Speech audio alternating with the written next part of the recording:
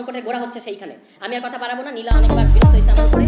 আর বাকি প্রশ্ন উত্তর আমাদের যারা নেত্রীরা আছেন আপনারা একটা জিনিস মনে রাখবেন, তাদের নেতৃত্বে কিন্তু আমরা এনসিপিতে কাজ করছি এবং আমাদের কোনো এই নিয়ে কোনো হীনমন্যতা কোনো ধরনের কোনো সমস্যা হচ্ছে না। সুতরাং আমাদের দিক থেকে যারা যোগ্য তারা সামনে যাবে, এটা কেউ আটকাতে পারবে না।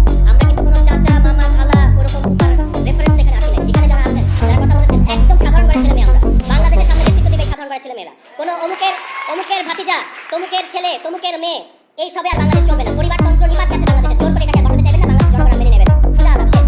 আপনার যোগ্যতা কি? আপনি যোগ্যতা দিয়ে বাংলাদেশের মানুষের যোগ্যতা দিয়ে বাংলাদেশের মানুষের মন জয় করতে হবে। কোনো অমুকের ছেলে তমুকের মেয়ে এটা দিয়ে আর হবে না।